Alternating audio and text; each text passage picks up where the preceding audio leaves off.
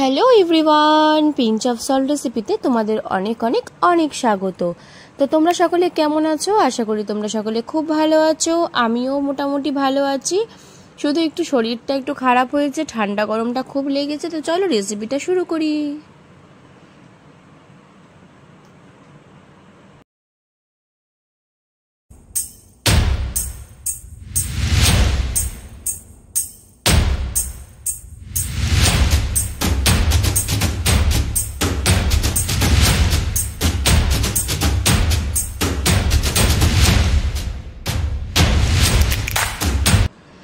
Hello everyone, তো দেখো আমি এখানে নিয়ে নিয়েছি চিকেনের লেগ পিস, ব্রেস্ট পিস, সবটাই মোটামুটি কেটে নিয়েছি।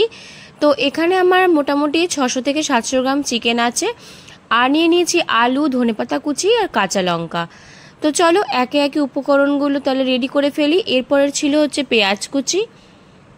পেঁয়াজ কুচিগুলো দেখতেই পাচ্ছ, আমি যেমনভাবে পেয়েছি তেমনভাবে কেটেছি, কোনো ঠিক নেই, তোমরা এরকমভাবে কেটে নিতে পারো। তারপরে হচ্ছে গোটা জিরা আর ছিল আদা রসুনের পেস্ট। এবার দেখো চিকেনগুলোকে কিভাবে ম্যারিনেট করব। প্রথমে আমি চিকেন নিয়ে নিয়েছি 700 গ্রাম। তার মধ্যে ম্যারিনেশনের জন্য ফার্স্টে দিয়ে দেবো 1 টেবিল স্পুনের মতো লবণ। লবণটা অবশ্যই স্বাদ অনুসারে দেবে। তারপরে দিয়ে দিচ্ছি হলুদ গুঁড়ো। ভিডিওটা ভালো লাগলে অবশ্যই লাইক করবে, সাবস্ক্রাইব করতে ভুলো না। আর যারা এখনো শেয়ার করনি অবশ্যই খুব শেয়ার করে পাশে থেকো। দেখো লবণটা আর হলুদটা দিয়ে চিকেনটাকে ভালো করে আমি মাখিয়ে নিলাম। এই রেসিপিটা কিন্তু খুবই সুস্বাদু খেতে হয়। আর একদম ভাবে যদি তোমরা মনে করো যে রোজকার চিকেন খেতে একটা একঘেয়েমি লেগে গেছে, তাহলে কিন্তু তোমরা এইভাবে বানিয়ে ফেলতে পারো। একটা দারুণ স্বাদ তোমরা উপভোগ করবে আর খেতেও ভারী মজাদার হবে। রেসিপিটা কিন্তু আমি আমার নিজস্ব রেসিপি, তাই আমি আমার একটা ছোট্ট নাম দিয়ে এই রেসিপিটা শেয়ার করব তোমাদের সাথে। এবার এখানে ম্যারিনেশনে দিয়ে দিলাম পেঁয়াজ কুচি। পেঁয়াজ কুচিগুলো দিয়ে ভালো করে মাখিয়ে নিতে হবে। পেঁয়াজগুলো মাখিয়ে রাখার ফলে পেঁয়াজগুলো নরম হয়ে যাবে। এতে পেঁয়াজগুলোকে সেরকমভাবে বেশি একটা ভাজার প্রয়োজন পড়বে না। যেহেতু এখানে নুন দেওয়া রয়েছে, সেই নুনের জন্য পেঁয়াজগুলো অনেকটাই নরম হয়ে যাবে। তারপরে দিয়ে দিলাম আদা রসুনের পেস্ট। আদা রসুন বাটাটা দিয়ে ভালো করে এটাকে একবার মেখে নেব।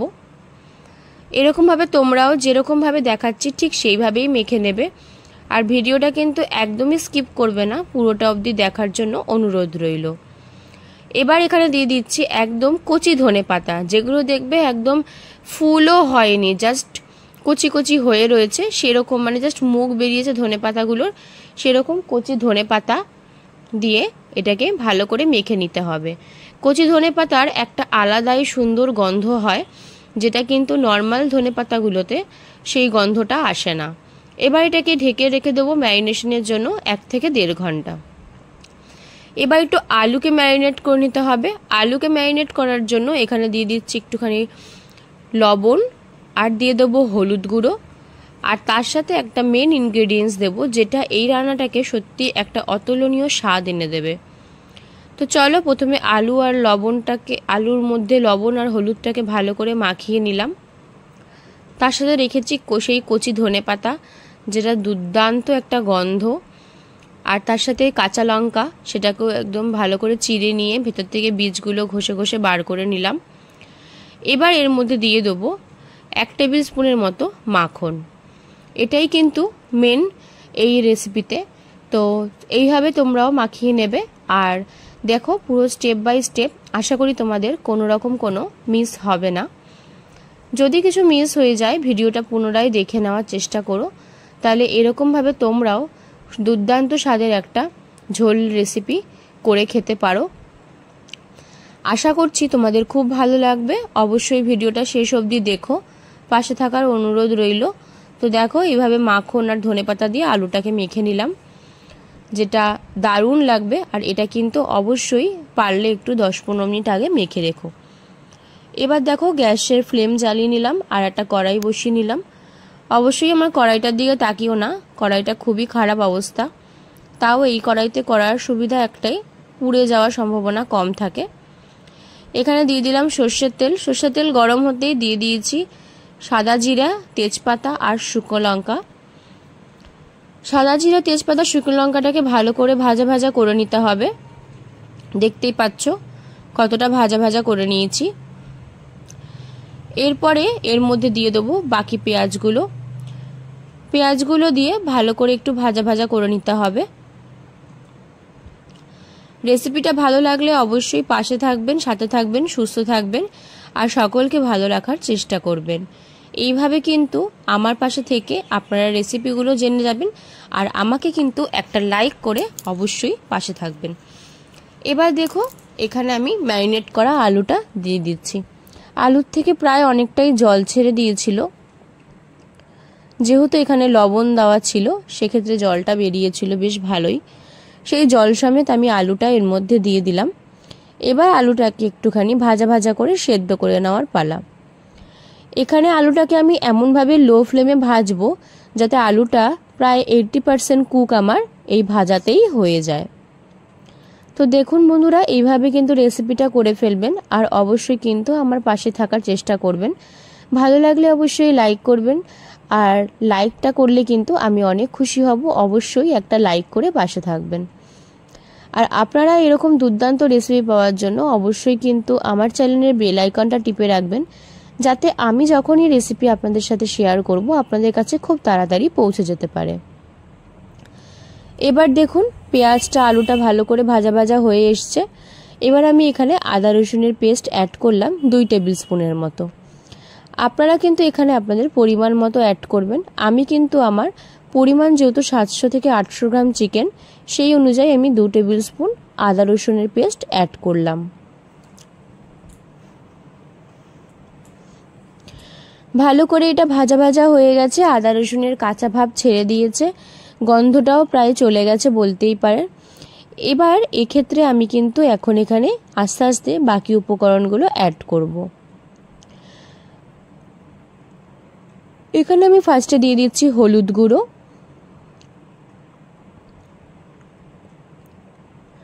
হলুদ গুঁড়োটা দিয়ে একটুখানি ভেজে নিতে হবে ভালো করে। হলুদটা তেলের মধ্যে দিলে পরে একটা আলাদা রং আসে। এবার এখানে আমি একটা মশলা পেস্ট অ্যাড করছি। তার মধ্যে আছে তোমার লঙ্কার গুঁড়ো, জিরের গুঁড়ো, ধনের গুঁড়ো। এটাকে আমি 10 মিনিট আগে জল দিয়ে ভিজিয়ে রেখেছিলাম। এতে গিয়ে মশলাটা একটু ফুলে যায় আর একটু সেদ্ধ হয়ে যায় বলতে পারেন। এবার দেখুন বাটিটা ধুয়ে জলটাও দিয়ে দিলাম এর মধ্যে। ভালো করে এবার এটাকে কষিয়ে নেব। জলটা দেওয়ার কারণটা এটাই, মশলাটা পুরোপুরি যদি তেলের মধ্যে দিয়ে দিই সেক্ষেত্রে কিন্তু মশলাটা পুড়ে যেতে পারে। তাই আপনারা যদি পারেন একটু তার সাথে জল অ্যাড করে এর মধ্যে দিতে পারেন। এবার উপর দিয়ে দিয়ে দিচ্ছি 1/2 টেবিল স্পুন চিনি। চিনিটা অবশ্যই অপশনাল, আপনারা যদি পছন্দ না করেন না খাবেন। যারা চিনি খেতে পছন্দ করেন বা রান্নায় চিনিটা দিতে পছন্দ করেন তারাই অবশ্যই এখানে চিনিটা অ্যাড করবেন। চিনি দেওয়ার কারণটা এটাই, তেলের মধ্যে চিনিটা দিলে একটা সুন্দর কালার আসে আর দ্বিতীয়ত চিনিতে একটা আলাদাই স্বাদ আসে। তা আমরা বাঙাল ঘরের সবাই, তাই আমরা চিনি ছাড়া যেন ভাবতেই পারি না, রান্নায় আমাদের চিনিটা মাস্ট। তাই আপনাদেরকেও বললাম যদি আপনারা পছন্দ করেন অবশ্যই চিনিটা অ্যাড করবেন।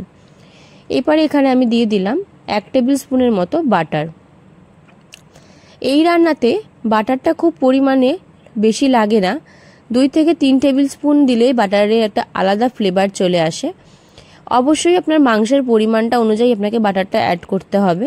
আমার এখানে 700 গ্রাম মাংস, তাই আমি এখানে 2 থেকে 3 টেবিল স্পুন বাটার অ্যাড করেছি। এবার এখানে আমি চিকেনগুলো আস্তে আস্তে অ্যাড করে দেবো। চিকেনগুলো দিয়ে ভালো করে মাখিয়ে নেব। তো চলুন ভালো করে কষিয়ে নিই, আসছি কষানোর পরে।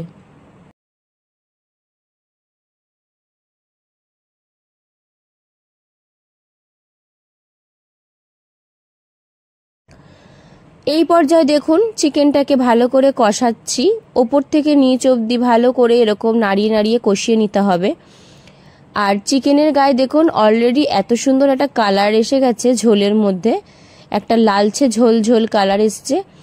আর এটা কিন্তু আপনারা খুব সহজেই ঘরে বানিয়ে ফেলতে পারবেন। আর এত সুন্দর সুস্বাদু একটা গন্ধ ছিল এখানে ধনেপাতা আর বাটারের একটা সংমিশ্রণে দারুণ একটা ফ্লেভার এসেছিল। তো এই ফ্লেভারটা যদি আপনাদের পেতে হয় তাহলে কিন্তু অবশ্যই আপনাদেরকে স্টেপ বাই স্টেপ ফলো করতে হবে।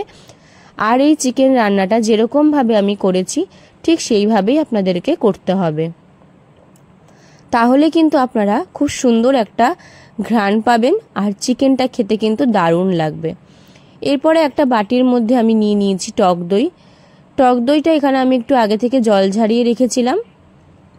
স্বাদ অনুসারে টক দই দিয়েছি আর তার সাথে দিয়ে দিলাম কসুরি মেথি, যেটা দুর্দান্ত একটা স্বাদ নিয়ে আসবে। তো ঘি, ধনেপাতা আর কসুরি মেথির সংমিশ্রণে একটা দারুণ স্বাদ এনেছিল এই চিকেনটাতে। অবশ্যই কিন্তু আপনারা পুরোটা ফলো করবেন, নয়তো কিন্তু স্টেপ বাই স্টেপ অনেক কিছু মিস করে যাবেন। কসুরি মেথিটা দিয়ে দইটাকে অনেকক্ষণ ভিজিয়ে রেখেছিলাম, কমপক্ষে 10 মিনিট ভিজিয়ে রাখবেন। তারপরে মাংসটা কষে গেলে পরে এই দই আর কসুরি মেথির মিশ্রণটা মাংসের মধ্যে অ্যাড করে দিতে পারবেন। তো বন্ধুরা, ভিডিওটা কেমন লাগলো অবশ্যই জানাবেন। আর কারা কোথা থেকে আমার ভিডিওটা দেখছেন অবশ্যই কিন্তু একটা কমেন্ট করবেন, তাহলে আমিও বুঝতে পারবো যে আমার ভিডিওটা কত দূর অবধি পৌঁছাচ্ছে আর কারা আমাকে, কোন জেলার লোকেরা বা কোন দেশের লোকেরা আমাকে বেশি ভালোবাসা দিচ্ছে। তো সেই কারণে একটা কমেন্ট কিন্তু অবশ্যই করবেন। আর যারা কমেন্ট করবেন তাদের কমেন্ট কিন্তু আমি পরের শর্ট ভিডিওতে অবশ্যই তাদের নাম দিয়ে কমেন্টগুলো বলবো। আশা করি আপনাদের খুবই ভালো লাগবে সেক্ষেত্রে। তো চলুন, এবার আমি দইটা দিয়ে দিয়েছি। দই দিয়ে ভালো করে একটুখানি কষিয়ে নিতেই হবে। দইটা দিয়ে কিন্তু ভালো করে কষাতে হবে যাতে দইয়ের কাঁচা গন্ধটা একদমই না থাকে। তো দেখুন, চিকেনটা কিন্তু কষানোই মেন। চিকেনের যতটাই আপনি ভালো করে কষাবেন ততটাই কিন্তু চিকেন খেতে সুস্বাদু হবে আর ভালো লাগবে। তো এবার ভালো করে মাখিয়ে নিলাম আর কষিয়ে নিচ্ছি। তো চলুন, এবার কষিয়ে নেওয়া প্রায় দেখতেই পাচ্ছেন একদম ওপর থেকে তেলটা ছেড়ে দিয়েছে আর মাংসের গায়ের থেকেও জলটা অনেকটাই বেরিয়ে গেছে, মাংসগুলো অনেকটাই শুকিয়ে গেছে। তো এরকমভাবে আমি কষিয়ে নিলাম। এরপরে এখানে আমি গরম জল অ্যাড করব। অবশ্যই চিকেন রান্নার ক্ষেত্রে কিন্তু আপনারা গরম জলটা অ্যাড করবেন, তাহলে কিন্তু আপনাদের চিকেনের যে স্বাদটা একদম বজায় থাকবে। কেন অনেকেই আছে চিকেনের মধ্যে ঠান্ডা জল অ্যাড করে, সেক্ষেত্রে কিন্তু চিকেনের স্বাদটা একদমই নষ্ট হয়ে যায়। তো এতটা রান্না যখন আপনারা ভালোভাবে করতে পেরেছেন, একটু কষ্ট করে গরম জলটা অ্যাড করবেন। আশা করি আপনাদের অনেকটাই টেস্টের দিক থেকে আপনারা হেল্প পাবেন।